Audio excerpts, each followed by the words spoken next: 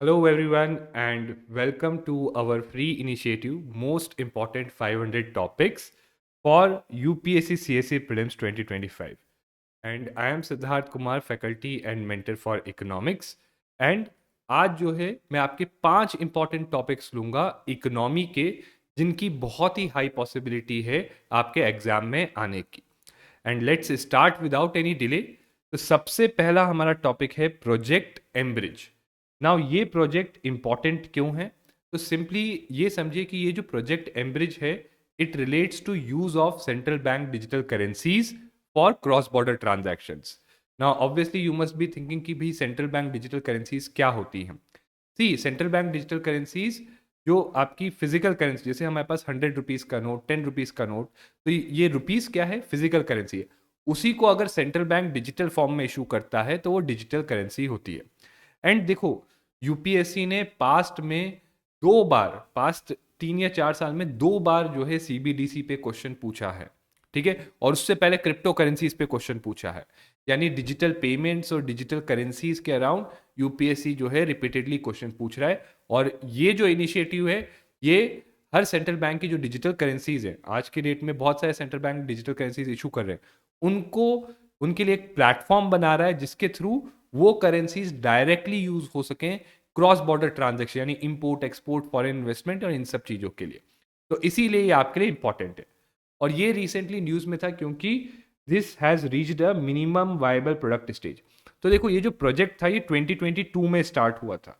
ठीक है, somewhere around 2021 2022। ठीक है, और इसको स्टार्ट किया था bank for BIS, bank for international settlement के इनोवेशन हब ने। ठीक है, अब बैंक फॉर इंटरनेशनल सेटलमेंट क्या है? This is a bank for all the central banks, यानी जो सारे सेंट्रल बैंक्स हैं ज़्यादातर कंट्रीज के, वो इसके मेंबर्स है और वो यहाँ पे जो है मॉनेटरी एंड फाइनेंशियल स्टेबिलिटी के लिए कोऑपरेट करते हैं। ठीक है, इसके अलावा bank of Thailand, central bank of UAE, right, and digital currency institute of people's bank of China और हांगकांग की जो मॉनेटरी अथॉरिटी है, और सऊदी अरेबिया। तो इन सब ने, ये सब ने मिलकर ये प्रोजेक्ट एम्ब्रिज स्टार्ट किया था। Now what is this project? Understand this. See, ये प्रोजेक्ट क्या करना चाहता है? एक प्लेटफॉर्म क्रिएट करना चाहता है। तो project mBridge is not a CBDC, कोई करेंसी नहीं है। ये एक प्लेटफॉर्म क्रिएट करेगा जिसपे जो पार्टिसिपेटिंग सेंट्रल बैंक है, यानी UAE, bank of Thailand, people banks of China, इनकी सेंट्रल बैंक डिजिटल करेंसीज को यूज किया जाएगा। किस चीज के लिए? For cross border payment and settlement. अब ऐसा क्यों कर रहे हैं? Logical question. तो अभी आप देखो, क्रॉस बॉर्डर ट्रांजैक्शन अगर आपको करनी है, मान लो मुझे यूएस से कुछ इंपोर्ट करना है या एक्सपोर्ट करना है, तो रुपी से डॉलर में कन्वर्ट करना होता है, उसमें बीच में banks as an intermediary involve होते हैं। ठीक है, फॉरेक्स मार्कअप चार्जेस, यानी वो ट्रांजैक्शन को फैसिलिटेट करने के लिए चार्जेस लगते हैं, और ट्रांजैक्शन में टाइम भी लगता है। और कई बार इंपोर्ट एक्सपोर्ट में ये भी रिस्क होता है कि अगर मैंने सामान भेजा है तो सामने वाला पेमेंट भेजेगा या नहीं भेजेगा। Okay, this is also the risk there. ठीक है, तो ये सारी चीज़ों को जो है सिंप्लीफाई करने के लिए, कन्वीनियंट बनाने के लिए, ट्रांजैक्शंस को फास्टर बनाने के लिए जो है ये प्रोजेक्ट एम्ब्रिज जो है एक इनिशिएटिव लिया गया है, और इसको आप पायलट प्रोजेक्ट में टेस्ट कर रहे हैं। और अब एक मिनिमल वायबल प्रोडक्ट स्टेज, यानी इस पे ट्रांजैक्शंस करना स्टार्ट की है। ठीक है, टू टेस्ट कि कितना इफेक्टिव है। और ये जो प्लेटफॉर्म बनाने के लिए एक स्पेशल, हम सबको पता है कि क्रिप्टो करेंसी ब्लॉकचेन पे वर्क करती है, राइट? तो इसके लिए एक स्पेशल ब्लॉकचेन टेक्नोलॉजी बनाई गई है जिसका नाम है एम्ब्रिज लेजर। ठीक है, so like a blockchain, it is also a distributed laser. ठीक है, ये भी एक डिस्ट्रीब्यूटेड लेजर है। और इस प्लेटफॉर्म के थ्रू रियल टाइम, मतलब इंस्टेंटेनियस, पीयर टू पीयर, यानी मैं डायरेक्टली यूएस में किसी पर्सन को जो है, अगर से इंडिया इज पार्टिसिपेटिंग, तो इंडिया की जो सेंट्रल बैंक डिजिटल करेंसी है उससे मैं यूएस के पर्सन को डॉलर में कन्वर्ट करके पे कर सकता हूँ। ठीक है, cross border payments and foreign exchange, invest कर सकता हूँ बाहर। ठीक है, so it will simplify trade and investment.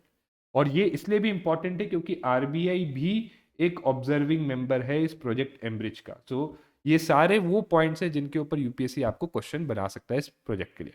ठीक है, that is there. And again CBDC क्या है? तो you can read here, but it is simply like I said, digital form of countries fiat currency. तो जैसे इंडिया में जो रुपी है, नोट है 10 रुपए, 100 रुपए का, it's a Fiat currency. Fiat मतलब उसकी खुद की कुछ वैल्यू नहीं है, उसकी वैल्यू इसलिए है क्योंकि उस पर आरबीआई के गवर्नर ने प्रॉमिस किया है आपको। राइट। तो सिमिलरली डिजिटल करेंसी भी ऐसी कि उसी का डिजिटल फॉर्म है, राइट। और इवन इंडिया में भी एक पायलट प्रोजेक्ट लॉन्च किया गया है जहाँ पे आपका इंडिया का सीबीडीसी है ये, और ये दो कैटेगरीज में निकाला गया है, एक रिटेल और एक होलसेल। रिटेल है कि जैसे आपको और मुझे ट्रांजैक्शन करना है तो हमारे लिए, ठीक है, it's in a pilot project right now, ठीक है, फुल फ्लेज नहीं किया। और होलसेल जो बड़े बड़े फाइनेंशियल इंस्टीट्यूशंस वगैरह हैं, उनको अगर मान लो बहुत बड़ा इन्वेस्टमेंट वगैरह करना है तो उनके लिए, ठीक है। फर्दर सी क्रिप्टो करेंसी से कैसे डिफरेंट है, क्रिप्टो करेंसी जो होती है वो डिसेंट्रलाइज है, कोई सेंट्रल अथॉरिटी उसे इशू नहीं करती, ठीक है। उसे जो सारे उसके यूजर्स हैं वही ऑपरेट और रन करते हैं। यहाँ पे एक सेंट्रल बैंक डिजिटल करेंसी को जो सेंट्रल बैंक है कंट्री का वो इशू करता है, वो कंट्रोल करता है, ठीक है। So this is the main difference. दूसरी एक और चीज आपको पता होना चाहिए, स्टेबल कॉइन्स। सो ये क्या है, ये प्राइवेट क्रिप्टो करेंसीज हैं, बट यहाँ पे एक चीज है कि इन जो क्रिप्टो करेंसीज की वैल्यू है, this is pegged to another currency, यानी इन क्रिप्टो करेंसीज की वैल्यू दूसरी करेंसी से जो है लिंक्ड है, तो इसलिए इनकी वैल्यू स्टेबल रहती है। जैसे आपने देखा होगा बिटकॉइन वगैरह, इनकी वैल्यू बहुत फ्लक्चुएट करती है, तो ये स्टेबल कॉइन है, ठीक है, that is there. But again stable coin से डिफरेंट कैसे है, क्योंकि स्टेबल कॉइन एक प्राइवेट करेंसी है, central bank digital currency private नहीं है, गवर्नमेंट इशू करती है, मॉनेटरी अथॉरिटी इशू करती है। तो these are all the key points regarding the project mBridge और उससे related information. Now moving on to our next topic. तो India Switzerland DTAA, direct double taxation avoidance agreement issue, ठीक है, DT double taxation avoidance agreement. तो ये समझो, सी पहले तो इंपॉर्टेंट इसलिए क्योंकि इंटरनेशनली कोई भी इंडिया को लेके इकोनॉमिक इशू होता है उसके अराउंड यूपीएससी ने क्वेश्चन पूछा है, जनरली कॉन्सेप्ट के अराउंड, राइट, कि अंडरलाइन कॉन्सेप्ट क्या है। और यहाँ भी दो अंडरलाइन कॉन्सेप्ट है, एक तो कि भाई DTAA क्या होता है वो, और दूसरा कॉन्सेप्ट है कि बेसिकली ये न्यूज़ में इसलिए है कि इस जो इंडिया और स्विट्जरलैंड के बीच में डबल टैक्सेशन अवॉइडेंस एग्रीमेंट था, उसके अंदर एक MFN क्लॉज था, most favoured nation clause, right. तो स्विट्जरलैंड ने इंडिया के लिए वो क्लॉज सस्पेंड करे। तो ये MFN प्रिंसिपल क्या है, ये जनरली आपने WTO के कॉन्टेक्स्ट में पढ़ा होगा, ट्रेड के कॉन्टेक्स्ट में, तो ये टैक्स ट्रीटीज के कॉन्टेक्स्ट में भी एप्लीकेबल होता है ये प्रिंसिपल। तो we have to understand both these things, ठीक है, इनके अराउंड आपको क्वेश्चन आ सकता है। तो सबसे पहले समझो कि डबल टैक्स अवॉइडेंस एग्रीमेंट क्या होता है। सी नाम से ही आप समझ जाओ कि डबल टैक्स ना लगे। तो बहुत सारी जो मल्टीनेशनल कंपनीज होती हैं, MNCs, वो रेसिडेंट कहीं होती हैं, यानी उनकी रेसिडेंट्स कंट्री जहाँ पे वो रिसाइड है, रजिस्टर्ड है, और सोर्स कंट्री यानी बहुत सारी अलग अलग कंट्रीज, दूसरी कंट्री में वो बिजनेस करती है, या बिजनेस कर रही है, इन्वेस्टमेंट कर रही है वहाँ के स्टॉक्स वगैरह में, वहाँ से पैसे कमा रही है, ठीक है। तो देखो होता क्या है जनरली कि अगर एक कंपनी है जो से स्विट्जरलैंड में रजिस्टर्ड है, उसने इंडिया में इन्वेस्ट किया है, इंडिया में बिजनेस कर रही है, इंडिया में पैसे कमाए, तो उसके ऊपर एक तो टैक्स लगा, फिर वापस जब वो प्रॉफिट स्विट्जरलैंड ले जाएगी, स्विट्जरलैंड भी टैक्स लगाएगा, तो जो सेम इनकम है उस पर दो बार टैक्स लग रहा है। Now this is problematic for any business, ठीक है। और इसके कारण होता क्या है कि बिजनेसेस फिर प्रिफर नहीं करते कि ऐसे दूसरी कंट्रीज में इन्वेस्ट करना, क्योंकि देखो दो बार टैक्स लग रहे तो आधा प्रॉफिट तो उनका वहीं खत्म हो जाता है। तो that's why under this agreement क्या करते हैं कि दोनों कंट्रीज एग्रीमेंट करती हैं कि लेट्स टैक्स, जो ये टैक्स करते हैं हम लोग इन कंपनीज को, या जो भी ये यू नो इन्वेस्ट कर रहे हैं पर्सन्स, उनको एक लोअर रेट पे टैक्स करते हैं, ठीक है, ताकि उनको जो है हायर डबल टैक्स का बर्डन ना झेलना पड़े। सो अगेन इंडिया के बहुत सारी कंट्रीज के साथ डबल टैक्स अवॉइडेंस एग्रीमेंट है। हर एग्रीमेंट में किस तरीके से टैक्स लगाना है वो डिफरेंट है, ठीक है। So this is the double tax to prevent the same income from being taxed twice, और इसलिए उसको जो है कम रेट पे टैक्स लगाया जाता है ना। यहाँ पे एक और चीज है, इसी एग्रीमेंट के अंदर एक MFN क्लॉज होता है कि से इंडिया ने स्विट्जरलैंड के साथ डबल टैक्स अवॉइडेंस एग्रीमेंट किया है और उसके अंदर MFN क्लॉज रखा है। ये क्लॉज बेसिकली डिस्क्रिमिनेशन ना हो उसके लिए, डिस्क्रिमिनेशन को चेक करने के लिए है। तो मान लो कल को इंडिया जो है फ्रांस के साथ डबल टैक्स अवॉइडेंस एग्रीमेंट करता है और स्विट्जरलैंड के साथ किया, तो उसमें जो है कहा कि टैक्स बेनिफिट विद स्विट्जरलैंड 10% है, फ्रांस के साथ वो 15% टैक्स बेनिफिट दे रहा है, मतलब जो है रिबेट या जो भी है। सो बेसिकली फ्रांस को बेटर डील मिल रही है। तो अगर इस ट्रीटी में एमएफएन क्लॉज है तो इसका मतलब ये होगा कि जो आपका मोस्ट फेवर्ड नेशन है इधर से फ्रांस, आप उसको ज्यादा बेनिफिट दे रहे हो, तो ये बेनिफिट ऑटोमेटिकली मेरे लिए भी एप्लीकेबल होता है। ठीक है, that is what it means कि यानी अगर एज अ कंट्री आप किसी और कंट्री को टैक्स ट्रीटी में, इस कॉन्टेक्स्ट में टैक्स ट्रीटी में रिबेट या बेनिफिट कुछ एडिशनल दे रहे हो, तो beyond what is there in my treaty, तो वो बेनिफिट ऑटोमेटिकली मेरी ट्रीटी में भी एप्लीकेबल रहेगा। तो दिस इज एमएफएन। ठीक है, so this is MFN status कि country will treat its treaty partner, here India will treat Switzerland, क्योंकि स्विट्जरलैंड उसका डबल टैक्स अवॉइडेंस एग्रीमेंट का ट्रीटी पार्टनर है, no less favourably than it treats any third nation. यानी यहां पे जैसे ऊपर केस लेगी फ्रांस थर्ड नेशन है, तो फ्रांस को अगर ज्यादा बेनिफिट मिल रहा है तो सेम बेनिफिट जो है वो स्विट्जरलैंड को भी मिलना चाहिए। There should be no discrimination, ये क्लॉज इंसर्टेड है इस एग्रीमेंट में। ठीक है, तो बेसिकली अब स्विट्जरलैंड ने इंडिया के साथ क्यों ये सस्पेंड किया, तो वो इसलिए हुआ कि सुप्रीम कोर्ट ने एक रूलिंग दी थी जहां ये कहा कि जो एमएफएन क्लॉज है ना ये टैक्स ट्रीटीज में, ये टैक्स ट्रीटी सिर्फ साइन करने से नहीं होता। ठीक है, इसको नोटिफाई भी करना पड़ेगा। ठीक है, इनकम टैक्स एक्ट के अंदर तभी होगा। ठीक है, तो एक केस चल रहा था उसको लेके, राइट। तो दिस रूलिंग को जो है स्विट्जरलैंड ने इंटरप्रेट किया कि this is lack of reciprocity in the agreement, कि हम लोग तो दे रहे हैं ये लोग नहीं दे रहे, तो इसीलिए उसने जो है 1 जनवरी 2025 से ये एमएफएन स्टेटस जो है सस्पेंड कर दिया। ठीक है, ये सस्पेंड कर दिया, तो इंडिया को भी अब जो है ये बेनिफिट नहीं मिलेगा। ठीक है, this was the whole issue of India Switzerland DTAA. ठीक है, I hope this is clear, right.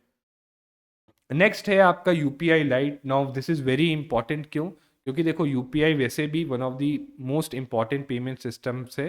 ठीक है, it's a transformative digital payment system, government का भी इतना फोकस है, and we all know it has transform the economy in less cash economy. ठीक है, but on top of that हमने देखा है कि यूपीएससी में डिजिटल पेमेंट सिस्टम्स में कोई भी न्यू डेवलपमेंट हुआ है, कुछ भी हुआ है, उस पर रिपीटेडली क्वेश्चंस आए हैं। Digital payment system is a favourite area of UPSC to ask questions in prelims, तो इसीलिए ये इंपॉर्टेंट होता है। अब हुआ क्या है, तो बेसिकली यूपीआई लाइट, ये भी समझेंगे यूपीआई लाइट क्या है, इसकी ट्रांजैक्शन लिमिट्स ना चेंज की है। ठीक है, now let's try to understand UPI lite है क्या। तो यूपीआई लाइट क्या है, बेसिकली एक ऑन डिवाइस वॉलेट है। ओके, सी नॉर्मली जो यूपीआई आप यूज करते हो तो उसमें क्या होता है, आपके बैंक अकाउंट से पैसा डायरेक्टली डिडक्ट होता है, तो उसमें पूरा banking infrastructure payment system utilize होता है। यूपीआई लाइट में क्या किया कि देर इज अ फैसिलिटी कि आप अपने डिवाइस पे एक वॉलेट क्रिएट कर लो, उस वॉलेट में कुछ मनी लोड कर लो अपने बैंक अकाउंट से, और फिर इस यूपीआई लाइट वॉलेट से जब आप ट्रांजैक्शंस करोगे तो आपको यूपीआई पिन डालने की जरूरत नहीं है। ठीक है, अब इसका फायदा क्या, दो एंड पे फायदा है।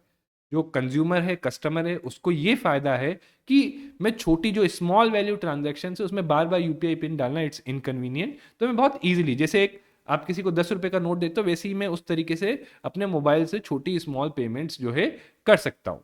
ठीक है, दैट इज देयर। कई बार नेटवर्क कनेक्टिविटी इन सब का इशू भी होता है, तो आप पिन डालते हो पेमेंट नहीं होता, तो वो सारे इश्यूज यहाँ पे नहीं आएंगे। Offline debit payments UPI light और यूपीआई लाइट एक्स, इसका एक और वर्जन है, उसके थ्रू हो सकती है। ठीक है, जहां पे कनेक्टिविटी वगैरह इन सब का इशू है। और दूसरी तरफ ये भी फायदा है बैंक्स को कि जो बैंक्स का सीबीएस सिस्टम है उस पर ज्यादा लोड नहीं पड़ता, क्योंकि जितनी बार आप ट्रांजैक्शन करते हो पिन डालोगे वो वेरीफाई होगा, तो पूरा सिस्टम यूज होता है। ठीक है, और गवर्नमेंट का तो एम है कि भाई यूपीआई से ही सारे ट्रांजैक्शन हो, तो अगर इतनी सारी ट्रांजैक्शन यूपीआई से होगी तो बहुत ज्यादा लोड पड़ेगा। तो और ये भी देखा गया है कि 60% ट्रांजैक्शन जो यूपीआई से होती है वो लो वैल्यू है, तो इन लो वैल्यू ट्रांजैक्शंस के लिए पूरा सिस्टम यूज नहीं करना, आप ऑन डिवाइस वॉलेट बना लो, विदाउट यूपीआई पिन कर लो, तो again this would further promote the adoption of UPI. तो ये है आपका यूपीआई लाइट। अब इसमें चेंज क्या हुआ है, तो जो ट्रांजैक्शन लिमिट थी पहले ये था कि एक जो मैक्सिमम वैल्यू ऑफ ट्रांजैक्शन आप यूपीआई लाइट से कर सकते थे 500 रुपए की थी, अब उसको कर दिया है 1000 रुपीज, कि आप एक ट्रांजैक्शन 1000 रुपीज की कर सकते हो। दूसरा जो यूपीआई लाइट, ये जो ऑन डिवाइस वॉलेट है, इसकी कैपेसिटी पहले 2000 रुपए थी, अब इसको कर दिया गया है 5000। ठीक है, तो ये मेन चेंजेस किए गए। और भी एक रिलेटेड न्यूज है कि एक और चीज है यूपीआई 123 पे। ये यूपीआई 123 पे किन लोगों के लिए कि जिनके पास स्मार्टफोन नहीं है उनको भी यूपीआई फैसिलिटी यूज कर पाए, तो वो लोग यूपीआई सर्विसेज यूज कर सकते थ्रू दिस। कैसे? मिस्ड कॉल या आईवीआर पे नंबर डायल करके, या फिर इवन जो उनके फीचर फोन में ना इंटीग्रेटेड ऐप टाइप से, जैसे आप फीचर फोन देखते हो ना जो कीपैड वाले होते हैं जिसमें स्नेक वगैरह गेम पहले से डले होते हैं, उसी तरीके से यूपीआई 123 पे डला होता है, तो उसको यूज करके वो ट्रांजेक्शन कर सकते हैं। तो इसकी भी जो पर ट्रांजेक्शन लिमिट है वो 5,000 से बढ़ा के 10,000 कर दी गई। ठीक है, this is another related news. और एक और चीज, यूपीआई लाइट एक्स मैंने आपको बताया था, तो ये क्या करती है भैया, आपके पास इंटरनेट नहीं है बट यूपीआई लाइट का ऑन डिवाइस वॉलेट है, आपको पेमेंट करनी है, इंटरनेट नहीं है, आप जो है यूपीआई लाइट एक्स को इनेबल कर लो और आप बस डिवाइसेस को पास रखो या टच करो, जो near field NFC, near field communication technology है, उसका यूसेज करके आपकी पेमेंट हो जाएगी। ठीक है, that will be use to make your payment. Okay, now next is your Jal Vahak scheme.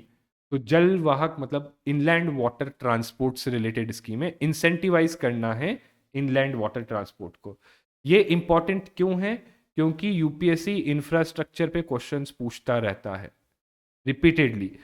पहली चीज, जैसे एयरपोर्ट पे पूछ लिया, पोर्ट्स पे पूछ लिया, राइट? पास्ट में आप देखो पोर्ट्स पे क्वेश्चन पूछा हुआ है, एयरपोर्ट्स पे क्वेश्चन पूछा हुआ है। ठीक है, सो रिपीटेडली इंफ्रास्ट्रक्चर रिलेटेड क्वेश्चंस आपके पूछे गए। तो अब और on top of that government का बहुत बड़ा एम ये है कि इनलैंड वाटर ट्रांसपोर्ट को हमें प्रमोट करना है। क्यों? क्योंकि इनलैंड वाटर ट्रांसपोर्ट ज़्यादा इफिशियंट है, कॉस्ट इफेक्टिव है, लेस पोल्यूटिंग है। ठीक है, और इनलैंड वाटर ट्रांसपोर्ट को अगर प्रमोट किया जाएगा तो आपकी रोड्स और रेलवेज डीकंजेस्ट हो जाएंगे, तो बहुत ज़्यादा मतलब इट्स एन ऑलराउंड बेनिफिट। तो अब उसी को प्रमोट करने के लिए जल वाहक स्कीम जो है लॉन्च की गई है फॉर प्रमोटिंग दिस। अब इसमें करेंगे कैसे प्रमोट? तो इसमें बेसिकली क्या है कि जो लॉन्ग हॉल मतलब जो लंबे डिस्टेंस पे बल्क कार्गो है, राइट, उसके लिए इंसेंटिव दिए जाएंगे। ठीक है, तो इंसेंटिव क्या वो मैं बताऊंगा, बट ये सारे वाटरवेज के लिए नहीं है। ये नेशनल वाटरवे 1 जो गंगा रिवर पे है उसके लिए, नेशनल वाटरवे 2 जो ब्रह्मपुत्र रिवर पे उसके लिए, और नेशनल वाटरवे 16 जो बराक रिवर पे उसके लिए। प्लीज रिमेंबर दिस, 16 है बराक पे, 2 है ब्रह्मपुत्र पे, और 1 है गंगा पे। ठीक है, दैट इज देयर, तो ये प्लीज ध्यान रखना। ठीक है, तो इन वाटरवेज पे जो लॉन्ग हॉल लंबे डिस्टेंसेस का कार्गो है उसको इंसेंटिवाइज किया जाएगा। अब क्या इंसेंटिव देंगे? तो इसमें बेसिकली रीम्बर्स किया जाएगा, तो जो गवर्नमेंट जो है रीम्बर्स करेगी 35% of total operating expenditure incurred while transporting the cargo. इन रूट्स पे जब लॉन्ग हॉल कार्गो करोगे तो जो भी खर्चा आएगा जो inland water transport service provide कर रहे हैं, राइट, तो उस खर्चे का 35% ऑपरेटिंग जो एक्सपेंडिचर है वो रीम्बर्स गवर्नमेंट करेगी। ये क्यों करेंगे? सो इससे फायदा क्या होगा? बेसिकली बहुत सारी कंपनीज फिर inland waterway transport system setup करेंगी इस पे, उनके लिए सस्ता होगा, प्लस जिनको कार्गो ट्रांसपोर्ट करवाना है उनके लिए भी इनलैंड वाटरवे से कार्गो ट्रांसपोर्ट करना सस्ता होगा। इनलैंड वाटरवे का अडॉप्शन बढ़ेगा। जैसे इनलैंड वाटरवे का अडॉप्शन बढ़ेगा, ज्यादा से ज्यादा कार्गो जाएगा, तो ऑटोमेटिकली ये प्रॉफिटेबल बन जाएगा, राइट? इकोनॉमीज ऑफ स्केल आएगी, और वंस इट इज प्रॉफिटेबल तो आपका जो है ये देने की जरूरत नहीं पड़ेगी incentive. Okay, I hope this is clear. And ये जो स्कीम है ये आपकी वैलिड है 3 years के लिए। This scheme is valid for 3 years। Okay, now lastly थोड़ा सा मैं बोलूँगा, वैसे तो इम्पॉर्टेंट इसलिए है क्योंकि बैंकिंग लॉज को लेके अमेंडमेंट, बैंकिंग फर्स्टली बहुत इंपॉर्टेंट एरिया है यूपीएससी का। ठीक है, बैंकिंग से क्वेश्चन आते हैं, स्पेशली करंट अफेयर से, स्टैटिक कम आते करंट अफेयर से, और ऊपर से अगर बैंकिंग रेगुलेशंस में अमेंडमेंट हुआ है तो वो इंपॉर्टेंट हो जाता है। ठीक है, आपने देखा ये यूपीएससी में रिपीटेडली बैंकिंग से रिलेटेड रेगुलेशंस के क्वेश्चंस आते हैं। 24 में आया था फॉरेन बैंक्स को लेके, उससे पहले आ रखा है आपका। ठीक है, तो यहाँ पे ये जो अमेंडमेंट बिल है ये एक्चुअली फुली पास नहीं हुआ है, अभी लोकसभा में ही पास हुआ है। ठीक है, but still you should know. अब इसमें कुछ अमेंडमेंट्स इंपॉर्टेंट है, कुछ इतने नहीं है, तो जो इंपॉर्टेंट वन है वो देखेंगे। तो पहली चीज तो ये जो बिल है ये अमेंड करता है RBI act, banking regulation act, state bank of India act, and ये banking companies acquisition and transfer of undertaking 1970 and 1980 act. अब ये दोनों एक्ट क्या है? ये दोनों बेसिकली नेशनलाइजेशन एक्ट है। जो बैंक का नेशनलाइजेशन किया गया था ना, वो इन एक्ट्स के, तो कुछ प्राइवेट बैंक से जिनको नेशनलाइज किया गया था, to move from your what we say class banking to mass banking, तो वो ये एक्ट है, तो इनको मॉडिफाई किया गया है। गवर्नमेंट ने क्या बोला है कि क्यों ये अमेंडमेंट ला रहे हैं? गवर्नमेंट कह रही कि ये जो अमेंडमेंट से ये बैंकिंग के गवर्नेंस और कस्टमर की कन्वीनियंस बढ़ाएंगे। ठीक है, लेट्स सी हाउ। तो इसमें सबसे पहले तो this is relatively less important, जो कैश रिजर्व, तो आप सबको पता है बैंक को जो है सीआरआर रखना होता है। ठीक है, कुछ पैसा in form of reserves in cash जो है रखना पड़ता है। तो वो सीआरआर बेसिकली जो एवरेज डेली बैलेंस देखा जाता है over a period of fortnight, और वो फोर्टनाइट की डेफिनेशन होती थी Saturday to second following Friday, ये डेफिनेशन होती थी ना। It was a complicated definition. ठीक है, तो इसको स्टैंडर्डाइज करने के लिए क्या कहा कि ये जो पीरियड है ना फोर्टनाइट का, जिसमें एवरेज बैलेंस देखा जाएगा सीआरआर के लिए या जो कैश रिजर्व रखने उसके लिए, इसको कर दिया दो पीरियड में, first to 15th day and 16 to last day. ठीक है, और ये चेंज जो नॉन शेड्यूल्ड बैंक हैं उनको भी सीआरआर रखना पड़ता है, तो उन पे भी एप्लीकेबल है। ठीक है, एक और चीज की, जो टेन्योर जो कोऑपरेटिव बैंक्स के डायरेक्टर्स है ना, उनका टेन्योर पहले जो कॉन्टिन्यूसली वो मैक्स टू मैक्स 8 ईयर सर्व कर सकते थे, राइट? 8 ईयर सर्व कर सकते थे, उसको बढ़ा के कर दिया 10 ईयर्स। ठीक है, एक और चीज की कि जो डायरेक्टर्स होते हैं, तो बैंक में ना बेसिकली डायरेक्टर्स क्या टॉप मैनेजमेंट में होते हैं ना। डायरेक्टर्स भी दो टाइप के होते हैं, एग्जीक्यूटिव डायरेक्टर्स होते हैं, नॉन एग्जीक्यूटिव डायरेक्टर। एग्जीक्यूटिव मतलब जो मैनेजमेंट का ही पार्ट है, वो टॉप पे चले गए। नॉन एग्जीक्यूटिव मतलब जो मैनेजमेंट का पार्ट नहीं है और वो ओवरसी करते हैं कि भाई काम सही से चल रहा है नहीं चल रहा है, या एक्सटर्नल पर्सपेक्टिव आते हैं। तो जो डायरेक्टर है other than those appointed by RBI, वो एक ही बैंक में डायरेक्टर हो सकता है। ये किसी एक बैंक, ऐसा नहीं कि एक बंदा 4-5 बैंक्स के बोर्ड्स में डायरेक्टर है। बट ये चीज जो आरबीआई ने अगर किसी को डायरेक्टर अपॉइंट किया उसके ऊपर अप्लाई नहीं करती, तो ये एक एग्जेम्पशन है। अब यही एग्जेम्पशन क्या किया गया, जो सेंट्रल कोऑपरेटिव बैंक्स है ना, राइट, कोऑपरेटिव बैंक्स के जो डायरेक्टर्स होते हैं, उनको ये जो आरबीआई वाला एग्जामिशन है कि आरबीआई से अगर अपॉइंटेड डायरेक्टर है तो वो मल्टीपल बैंक्स में हो सकते हैं, तो ये एग्जामिशन उनके लिए एक्सटेंड कर दिया गया है कि वो अगर मान लो एक डिस्ट्रिक्ट के एक सेंट्रल कोऑपरेटिव बैंक में डायरेक्टर है, तो वो उसी डिस्ट्रिक्ट स्टेट के सेंट्रल कोऑपरेटिव बैंक में भी डायरेक्टर हो सकता है। बेसिकली कंडीशंस रिलैक्स कर रहे हैं, ठीक है, कोऑपरेटिव बैंक्स के डायरेक्टर्स के लिए। ठीक है, ताकि अच्छे पर्सन जो हैं ज्यादा टर्म रहें और उनको अपॉइंट किया जा सके। एक और चीज थी, ये देखा जाता है कि किसी भी पर्सन का अगर सब्सटैंशियल इंटरेस्ट है बैंकिंग उसमें, ठीक है, तो उसको डायरेक्टर अपॉइंट नहीं किया जाता है। ठीक है, इंडिपेंडेंट डायरेक्टर नहीं अपॉइंट किया जाता है। और सब्सटैंशियल इंटरेस्ट कैसे डिफाइन करते थे कि अगर कोई जो है उस बैंक या उस कंपनी के शेयर्स 5 लाख के, या उस बैंक का जो 10% ऑफ पेड अप कैपिटल, इसमें से जो भी कम है, मतलब पेड अप कैपिटल मतलब उसका जो भी शेयर्स है, तो इनमें से जो भी कम है 5 लाख और 10%, इसको जो भी अगर है तो उसका सब्सटेंशियल इंटरेस्ट माना जाएगा और वो पर्सन अपॉइंट नहीं किया जा सकता to the directorship of the bank. तो यहाँ पे क्या किया, इस लिमिट को कर दिया 2 करोड़ रुपए, और ये बोल दिया कि सेंट्रल गवर्नमेंट ये लिमिट चेंज कर सकती। ठीक है, so again the conditions are being relaxed. ठीक है, एक और चीज आपको पता होगा, बैंक्स में हम लोग जो है नॉमिनेशन देते हैं कि अगर से हमें कुछ हो जाए तो हमारे डिपॉजिट्स लॉकर में जो चीजें हैं वो इन XYZ पर्सन को जाएगा। ठीक है, पहले एक ही नॉमिनी कर सकते थे, अब हम 4 नॉमिनीज अपॉइंट कर सकते हैं। ठीक है, so this is for customer convenience. और ये 4 नॉमिनीज आप चाहे तो ऐसे कर सकते हो कि इसको 10%, 20%, 40%, 50% इस तरीके से मिले, या फिर सिक्वेंशियल ऑर्डर में भी कर सकते हो कि पहला ये नॉमिनी है, दूसरा, तीसरा, चौथा, पांचवा। ठीक है, तो 4 नॉमिनीज अब हम अपॉइंट कर सकते हैं, right? This is for the customer. अब बहुत सारे पैसा क्या होता है बैंक में अनक्लेम्ड रहता है। ठीक है, डिविडेंड्स हो गए, मतलब बैंक के शेयर्स पे जो मनी होता है अनक्लेम्ड रहता है। तो पहले क्या होता था कि अगर कोई अनक्लेम्ड डिविडेंड है तो पहले तो वो जो है अनपेड डिविडेंड एक अकाउंट बनाया जाता था, उसमें रहता था। अगर वहां पे भी 7 साल तक अनक्लेम्ड रहता है तो वो एक investor education and protection fund, इसमें इन्वेस्ट किया जाता है। So again this is for benefit of people. ठीक है, दैट इज देयर, राइट? तो इसमें क्या किया कि ये तो अनक्लेम डिविडेंड्स तो है ही, but even shares with unclaim dividends, यानी जो शेयर्स भी हैं, राइट, वो भी इन्वेस्टर एजुकेशन, अगर ऐसे ही 7 साल तक रहे, सेम सिचुएशन रही, तो वो भी ये investor education and protection fund की तरफ ट्रांसफर कर दिए जाएंगे। ठीक है, और अनपेड इंटरेस्ट और रिडेम्पशन अमाउंट फॉर बॉन्ड्स, यानी बॉन्ड्स भी अगर साथ किसी ने रिडीम नहीं किए बहुत समय तक, 7 साल तक, तो वो भी जो है आपका इस इन्वेस्टर एजुकेशन प्रोटेक्शन फंड में जाएगा। ठीक है, एंड लास्टली जो ऑडिटर्स हैं, उनका रेन्यूमरेशन ऑफ ऑडिटर्स आपका अगर पहले क्या होता था, आरबीआई फिक्स करता था इन कंसल्टेशन सेंट्रल गवर्नमेंट, अब ये कर दिया गया है कि बैंक्स हैव द अथॉरिटी कि उनको कितना रेन्यूमरेशन देना है। नाउ अगेन ये इसलिए किया गया ताकि बैंक्स जो है बेस्ट ऑडिटर्स हायर कर पाए, ठीक है, this is why it is being done. Okay, so with this we have covered the most important topics. Now lastly, अगर आपको ये वीडियो अच्छा लगा है, it is helpful, so please do like, share and subscribe, right? And कोई feedback है that is also most welcome, आप comments में दीजिए feedback, right? And third, again, अगर आपको ये पीडीएफ चाहिए, so if you want this pdf, right, so description में एक link है, you can join the description link, join the telegram group and get the pdf, ठीक है, तो आप उसके थ्रू टेलीग्राम ग्रुप ज्वाइन करके you can get the PDF, okay, that is it. So thank you very much and see you again next time.